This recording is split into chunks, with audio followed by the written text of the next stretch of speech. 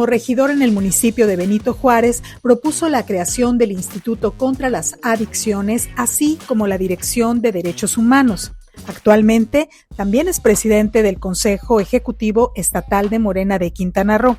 Niega eso que se rumora que su voz tenga un peso enorme en las decisiones hacia el 24, porque recalca, para eso existe un consejo. Admite que le gustaría ser presidente municipal de Cancún, pero que esa decisión no la toma él. Advierte que quienes quieran contender el próximo año deberán bajarle 3 rayitas porque aún no son los tiempos. Hoy el regidor Jorge Sanén en Luces del Siglo, el podcast con Aide Serrano.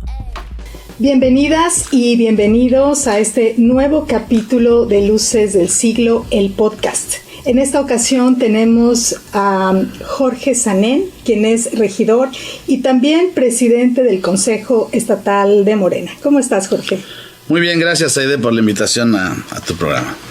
Gracias a ti por estar aquí. Bueno, tenemos varios temas interesantes que conversar contigo, pero vamos a comenzar con tu trabajo como regidor. Okay. Hay temas muy sensibles, particularmente para la gente. En el caso de las adicciones, que es una problemática grave, particularmente con las y los jóvenes. Platícanos sobre este tema.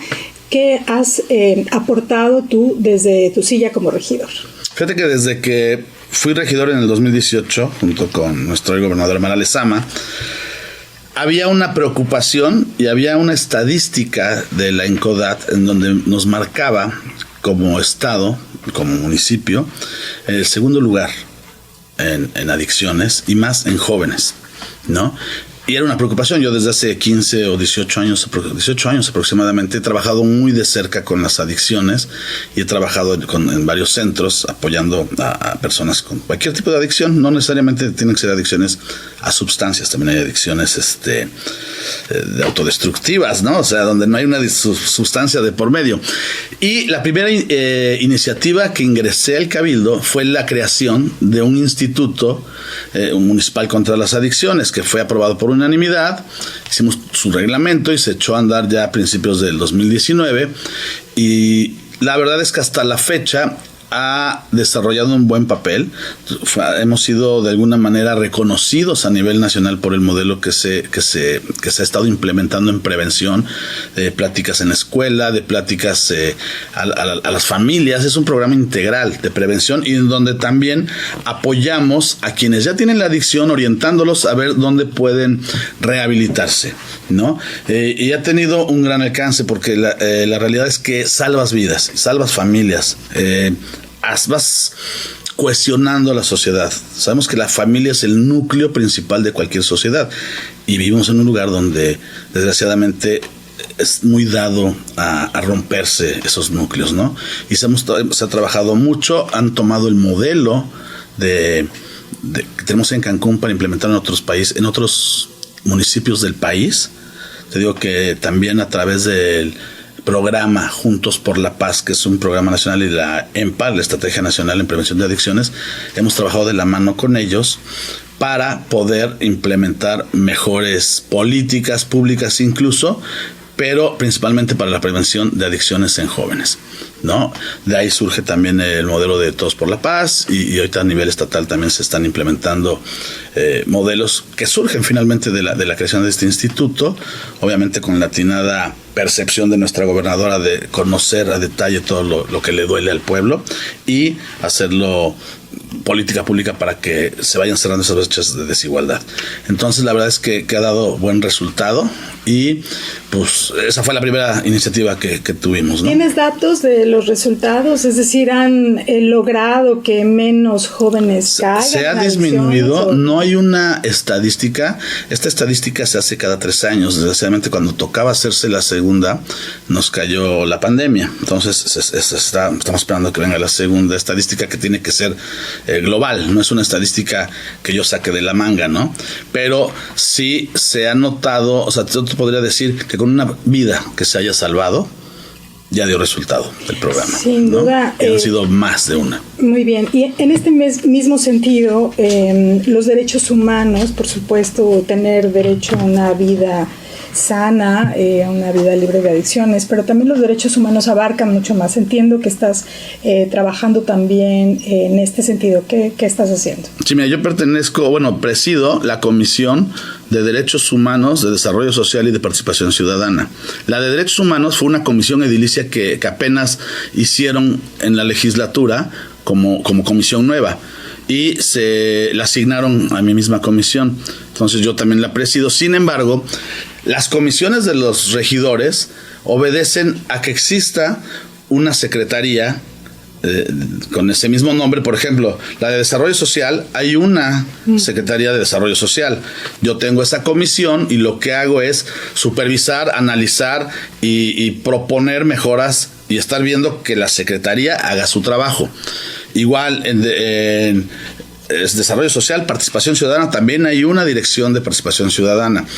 Cuando me asignan la Comisión de Derechos Humanos, pues no hay un lugar de derechos humanos en Cancún, ¿no? O sea, tenemos en el municipio tenemos una comisión de derechos humanos estatal y nacional, ¿no? Sin embargo, son totalmente desconcentradas o descentralizadas, son entes aparte del gobierno, porque tienen que ser totalmente autónomas, exactamente, por la naturaleza de su función. Sin embargo, me di a la tarea de ver, tengo esta comisión, ¿qué hago? No tengo nada que hacer, ¿no? Porque no somos operativos los regidores. Entonces presenté la iniciativa para crear una dirección de derechos humanos aquí municipal, que fuera dependiente de Presidencia Municipal o de la Secretaría General, pero también como órgano desconcentrado, para que tuviera esa misma independencia, esa autonomía, que no sea parcial a la hora de apoyar a la ciudadanía. De esa, la propuesta es que salgan dos direcciones. Una, que atienda y dé seguimiento a las quejas y a las recomendaciones de la Comisión de Derechos Humanos para agilizar que la respuesta o la recomendación sea atendida de inmediato, porque luego se empantanan. Nos ha tocado casos en el gobierno que tenemos que responder a una recomendación que a lo mejor perteneció a otra administración. ¿Sí? Yo voy a pedir disculpas por lo que hizo mi antecesor, por decir algo, ¿no? Esto se trata de darle velocidad y atender a los derechos humanos. La otra parte, la otra área de la dirección va a ser muy similar, pero más enfocada a los grupos en situación de vulnerabilidad. ¿Qué buscan todos estos grupos prioritarios? Como son a lo mejor mujeres, niñas, niños, adolescentes, comunidad LGBT, adulto mayor, personas con discapacidad. Lo que siempre han buscado es que se les reconozcan sus derechos humanos. Los derechos humanos son universales y son para todos, ¿no? Sin embargo, vivimos en una sociedad todavía que no está, o no tenemos la suficiente cultura para reconocer que aunque seamos diferentes, tenemos y debemos gozar de los mismos derechos, ¿no? Esa es la idea, para atender a todos estos grupos que son los más propensos a que se les violen sus derechos. Por eso se está proponiendo crear esta dirección. Bueno, como bien dices, debe ser autónoma, porque según las estadísticas, por ejemplo, la policía es uno de los principales agresores, exacto, violentadores de los derechos humanos. Sí, históricamente ha sido así, desgraciadamente, ¿no? Y para violentar los derechos humanos de alguien, pues por lo regular viene de un servidor público. Llámale policía, llámale director, secretario, burócrata, lo que quieras, porque son los principales que deben de proteger y garantizar esos derechos. Entonces, tiene que ser imparcial. Por eso es que va a ser un ente desconcentrado de la administración pública, ¿no? Para que no... Si el mismo jefe, imagínate, cometiera algo en contra de los derechos humanos de un ciudadano, pues como que va a estar entre la espada y la pared, ¿no? Y la intención es darle celeridad a los movimientos y orientar a la gente a la que se le hayan violado los derechos a dónde tiene que ir a levantar su denuncia y llevarlo casi de la mano a que lo haga.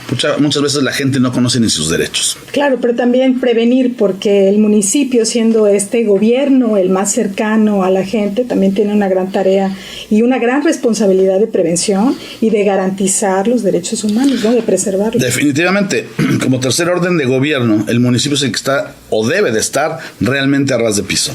El gobierno federal, el gobierno estatal, pues, tienen unas funciones a lo mejor más importantes o más ejecutivas, pero aquí en los municipios es donde la gente llega y siempre a pedirle ayuda, ¿no? Y tienes que estar escuchándolos, tienes que atenderlos, tienes que ir de la mano con ellos, de recoger todo lo que realmente se necesita en la calle para volverlo ley, volverlo política pública, meterlo en los reglamentos y darle respuesta real a toda la ciudadanía. Y hablando ya de a ras de piso, como es el ideal del gobierno municipal, has traído también en tu agenda el tema del alcoholímetro, que también ha estado en boca de muchas personas por una iniciativa que al final no prosperó, sobre todo de penalizarlo de manera más fuerte a las personas que condujeran con mayor índice de alcohol. Platícanos en qué va, tú te has manifestado también a este respecto. Bueno, es muy respetable la intención de salvar vidas, pero tenemos que conocer la raíz de los problemas, ¿no? El alcoholismo no te convierte en delincuente, el alcoholismo es una enfermedad, para empezar. Entonces no podemos criminalizar a quien tome alcohol. Que si tú tomas un vehículo alcoholizado, pues estás a punto de cometer un delito, casi si atropellas a alguien, y pasa. Tenemos más de 250 accidentes aquí en Cancún al año, donde hay muchas pérdidas humanas y mucha pérdida material también. Sin embargo, no necesariamente tienes que criminalizarlo al que toma o tiene una adicción. Tienes que ayudarlo, tienes que guiarlo a salir de ese infierno, ¿no? ¿Qué hace? ¿Cuál es la diferencia con el alcoholímetro? Que el alcoholímetro de entrada ya sabes que va a haber tales días alcoholímetro. Ya lo vas a pensar más de una vez para agarrar un volante con unas cubas encima. ¿Y qué vas a hacer? Pues va a haber un conductor designado, agarras un taxi o pides un aventón, o de alguna manera lo puedes evitar.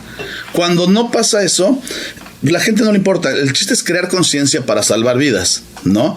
Y para evitar la corrupción. El alcoholímetro es una herramienta muy, muy importante y muy efectiva. Pero ¿cuál es el problema? Que las veces que se ha puesto ha sido manchada por la corrupción, ¿no? Entonces empieza muy bien y ¡pum! Se cae.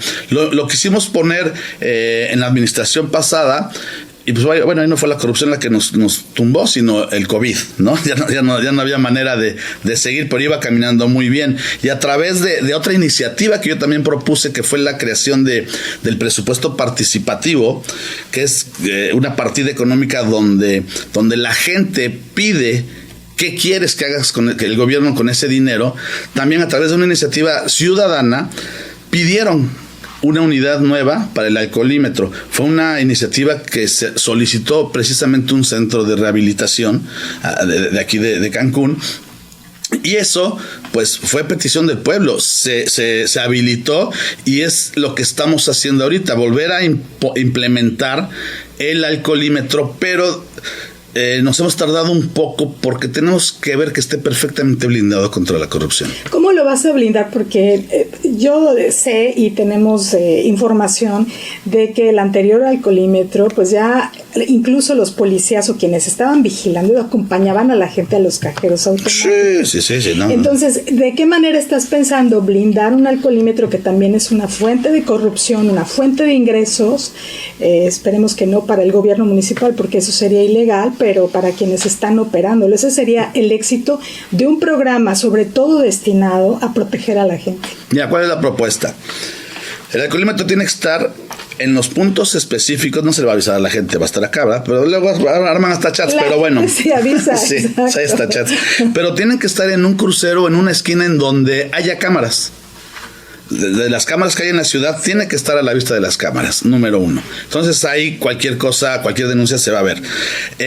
Va a haber visorías ciudadanas, pero un visor ciudadano también se puede prestar, porque ¿qué tal si están deteniendo a tu cuate, tu primo, tu amigo, ¿no? O alguien.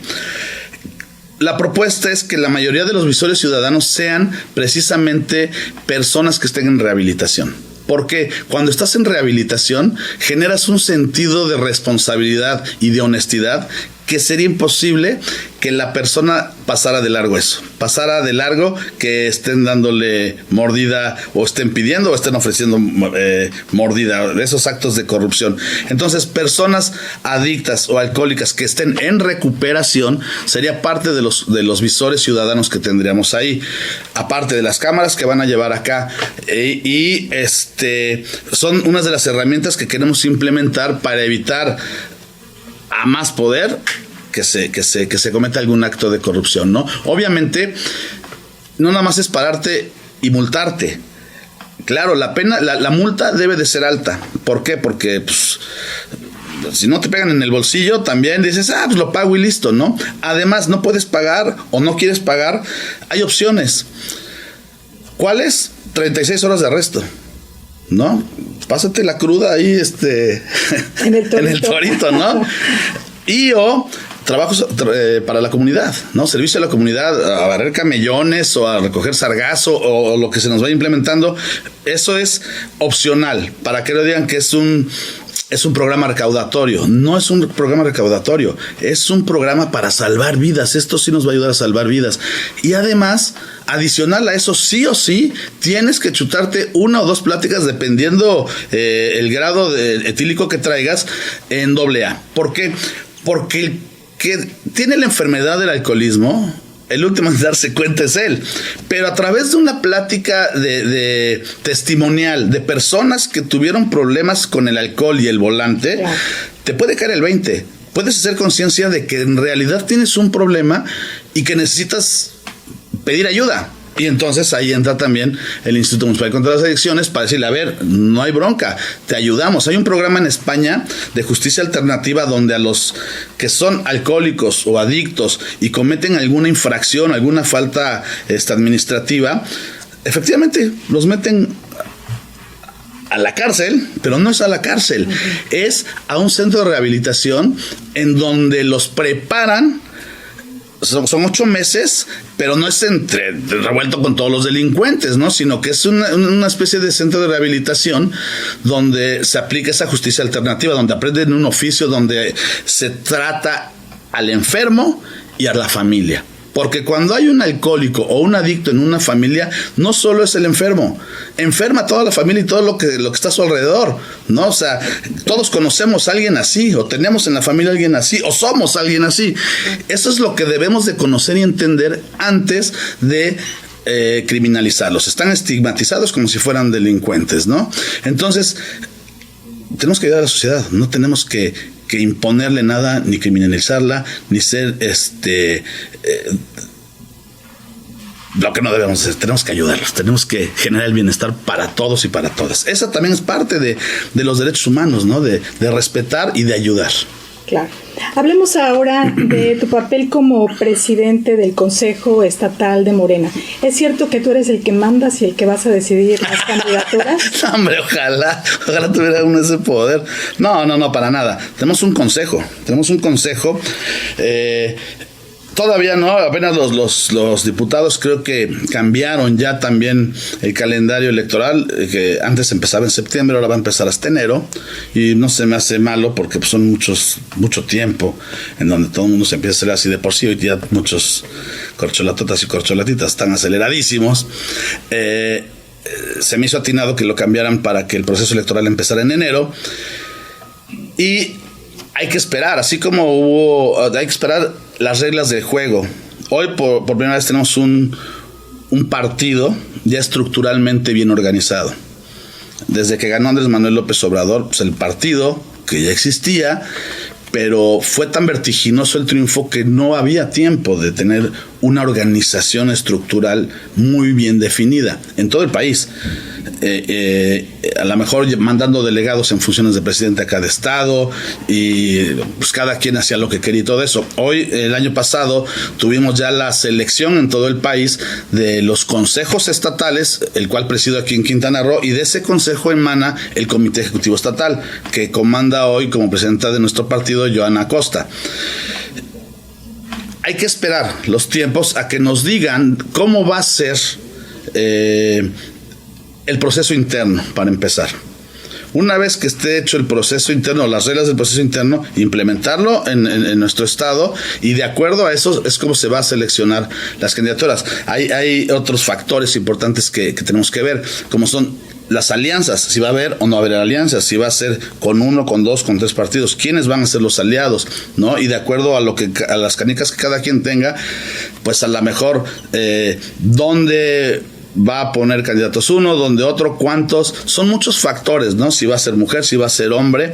Por eso, pues hoy no puede existir, no hay manera de que hoy exista una respuesta de que ya haya algo o de que se esté disponiendo ya de alguien o de algunos para tener esas candidaturas. Vamos a requerir solamente en Quintana Roo más de 200 candidatos. Recordando que vamos a cambiar presidentes municipales con sus cabildos, diputados locales, federales, senadores, presidente del país y más sus suplentes. Entonces estamos hablando de que necesitamos formar más de 200 cuadros, ¿no?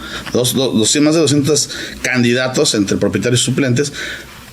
Así que hay muchísima chamba antes de pensar que yo voy a señalar quién va y quién no va, ¿no?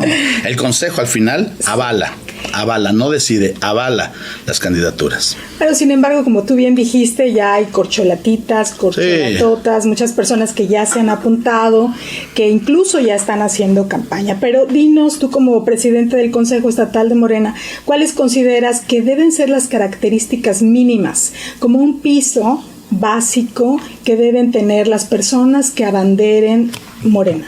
Mira, me lo merezco, no, tienes que trabajar. ¿Qué les recomiendo?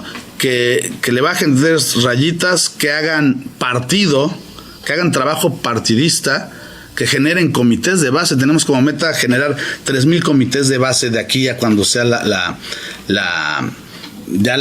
campaña, para que cuando tengamos esos 3,000 comités de base. ¿Por qué 3,000? Porque queremos un comité para la defensa de la Cuarta Transformación en cada una de las casillas electorales. ¿Qué pasa con los desobedientes?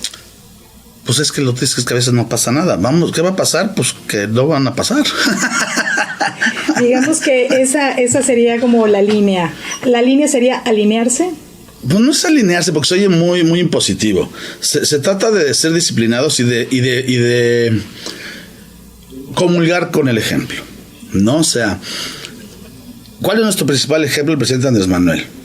Tenemos un ejemplo local también que es Mara Lezama, ¿no? Y ella nos ha enseñado a trabajar 24/7. Y ella nos ha enseñado que el trabajo no es de escritorio, es de territorio, ¿no? Y todo eso lo debemos de llevar a cabo.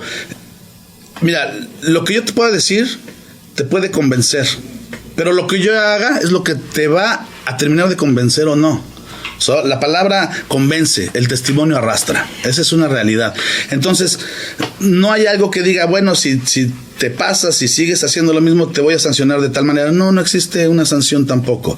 Pero es más bien ético y moral lo que debemos de hacer y cómo debemos conducirnos para ver si somos o no tomados en cuenta. Sí, has hablado de resultados como una de las características que deben tener los y las próximos candidatos y candidatas.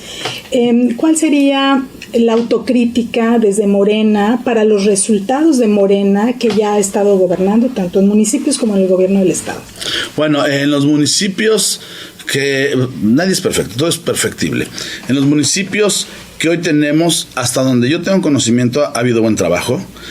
No podemos olvidar que venimos, y tampoco puedes echarle la culpa, pero venimos de gobiernos o regímenes anteriores que nos dejaron un desastre. No puedes componer en 2 o en 3 o en 6 años lo que se tardaron 30 o 40 en deshacer. Entonces, ha sido lento, ha sido poco a poco. El mismo presidente de la República, por ejemplo, en 6 años, ¿tú crees que iba a componer el país? No hay manera. Por eso hoy también estamos haciendo a nivel nacional una consulta y foros públicos para desarrollar y elaborar el nuevo proyecto de Nación 2430. ¿Eso qué significa? Que a través de 4 ejes temáticos muy importantes se le pregunta a la ciudadanía: ¿qué quieres en este tema? ¿Qué quieres en este otro tema? Los ciudadanos aportan su granito de arena con su opinión de todo lo que se recoja en estos foros y consultas que fueron desde el 8 de julio y terminan el 27 de agosto.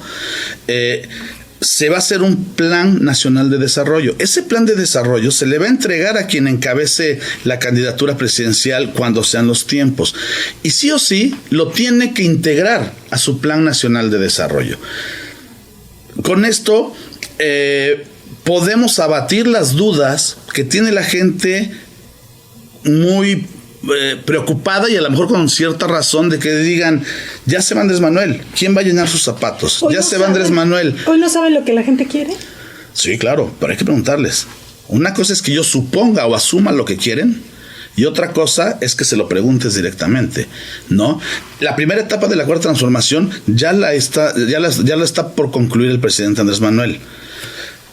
Quien siga después de él tiene que continuar con esta segunda parte, que va a ser ese proyecto de nación, sea quien gane de los aspirantes que pudiéramos tener en el partido. Integra este proyecto de nación a su Plan Nacional de Desarrollo y entonces no debe de haber preocupación de quién va a ser. ¿Por qué? Porque tenemos un proyecto. Y ese proyecto lo tiene que seguir quien esté sentado o sentada en esa silla en el 2024. Bueno, en este proyecto seguramente estará pacificar al país, pacificar al Estado. La seguridad es la prioridad para toda la gente, sí, para todas nosotras y nosotros. ¿Hay autocrítica en Morena acerca de la seguridad o de la inseguridad en nuestro estado? En todos lados y en todos los rubros debe haber autocrítica. Si no, seríamos soberbios pensando que somos dueños de la verdad y no es así, ¿no? En todos lados hay autocrítica.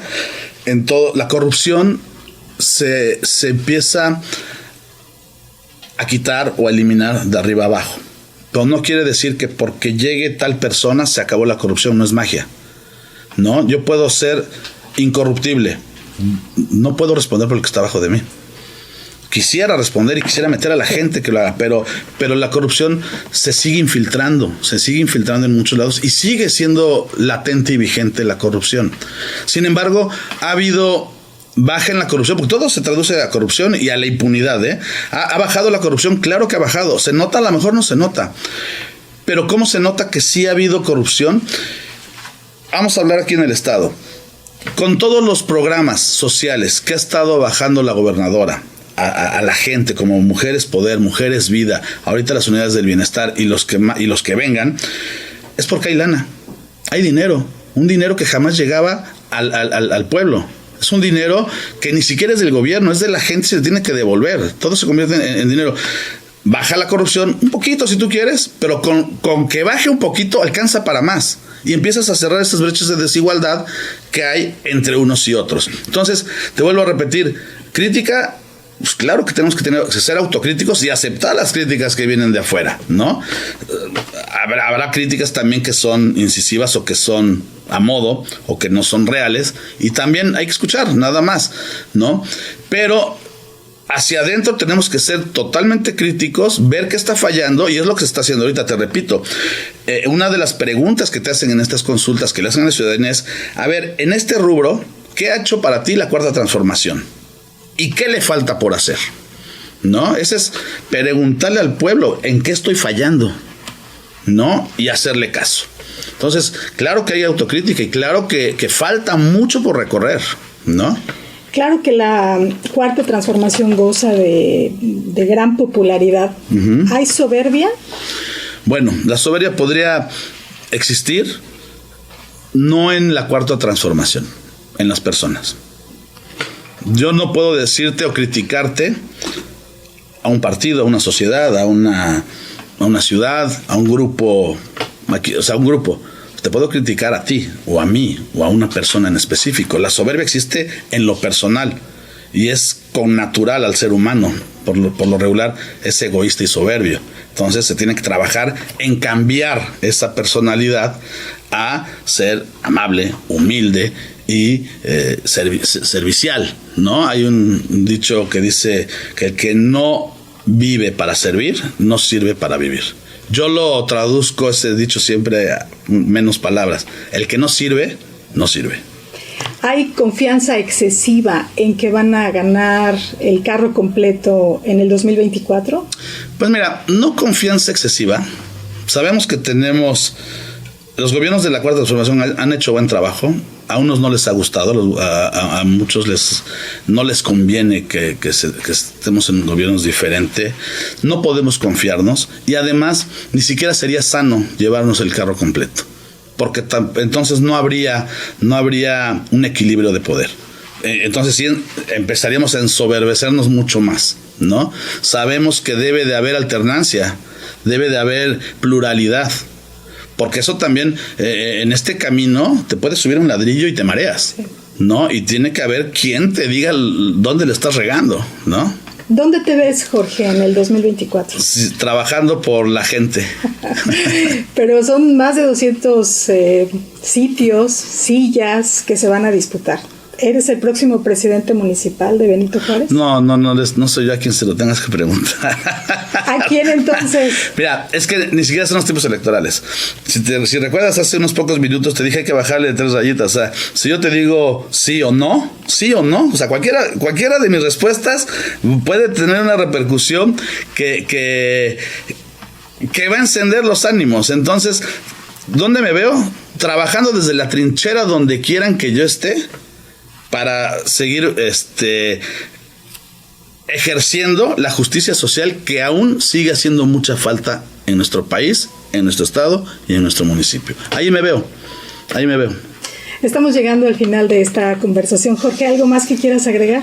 Pues nada, invitar a la ciudadanía a que se acerque al municipio, a que se acerque a nosotros que somos representantes del pueblo. Vivimos en una democracia representativa y por eso estamos ahí sentados, ¿no? Pero queremos que la Cuarta Transformación, los gobiernos de Cuarta Transformación sean una democracia participativa. Queremos llegar a eso, que el pueblo me vea o nos vea como sus representantes. Si no nos ve como sus representantes, no estamos haciendo bien nuestro trabajo. Y tenemos ya las herramientas. Para culminar, es que vale la pena decirlo, se creó el reglamento de participación ciudadana donde hay más de 6 herramientas donde la ciudadanía puede hablar y puede tomar las decisiones de la mano del gobierno. Muchas gracias, Jorge. Gracias a ti, Aide. De verdad, muchas gracias. Encantada de tenerte aquí. Muchas gracias y hasta la próxima.